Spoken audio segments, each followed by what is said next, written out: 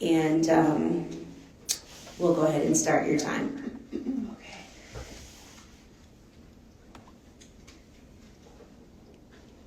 Thank you for inviting me here today to speak. My name is Fluffy Purcell. I'm a media personality and an entrepreneur. Today I stand before you not just as a concerned citizen, but as a family member who's experienced a profound loss due to the crisis of Black maternal mortality in our state.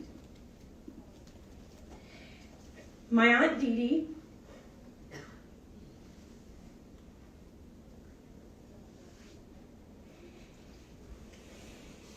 y'all bear with me. My Aunt Dee Dee, a vibrant soul, tragically passed away at the age of 38 due to complications in her pregnancy. Despite her severe pain, extremely high blood pressure, migraines, swollen ankles and feet, all classic signs of eclampsia, her healthcare provider dismissed her concerns and sent her home. The next day, she suffered a fatal stroke while waiting in an emergency room to see a doctor. Her daughter was delivered post-mortem. Her untimely death is a stark reminder of the urgent need to address this crisis. In Georgia, we are facing a grim reality. Our state has one of the highest rates of maternal mortality in the United States, and Black women are disproportionately affected. Black maternal mortality in Georgia stands at an alarming rate of 66 per 100,000, which is significantly higher than the national average for Black women and more than 3 times the overall nationwide rate. This isn't just a statistic, y'all. It reflects real lives and families broken. The crisis is rooted in systemic racism within our healthcare system. Studies have shown that 21% of Black women in Georgia have received negligent care when seeking treatment for pregnancy complications due to racist perceptions. Their concerns are often ignored, and their pain is underestimated due to deeply ingrained biases.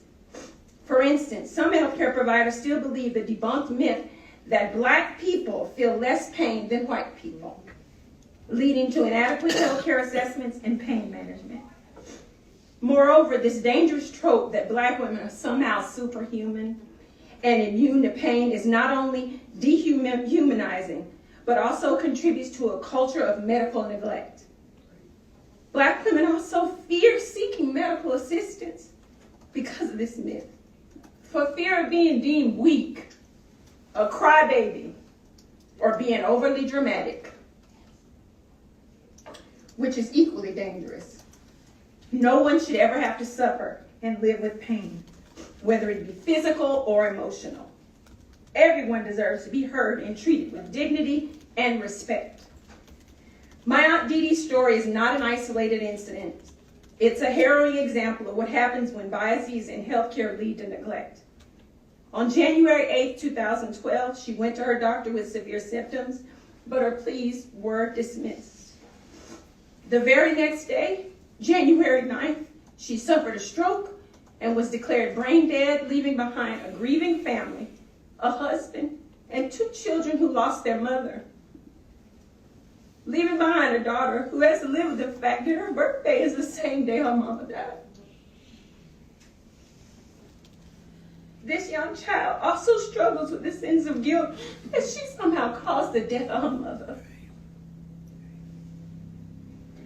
Sadly, most of these deaths are preventable. From 2012 to 2016, 70% of maternal deaths in Georgia were deemed preventable.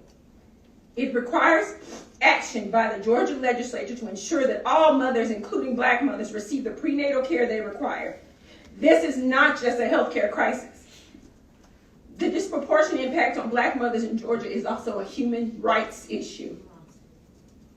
The Georgia legislature must require the healthcare industry in Georgia to take steps to ensure that Black mothers also receive adequate medical examinations and assessments, and must educate healthcare industry to dismantle the dangerous myth that Black women are somehow superhuman and immune to pain, because we are not. As a state, we can lead the nation in addressing this issue. We must expand Medicaid, improve prenatal care in rural areas. My aunt lived in a small town in South Georgia. Wasn't many doctors for her to choose from. We got to hold medical providers accountable for their failures.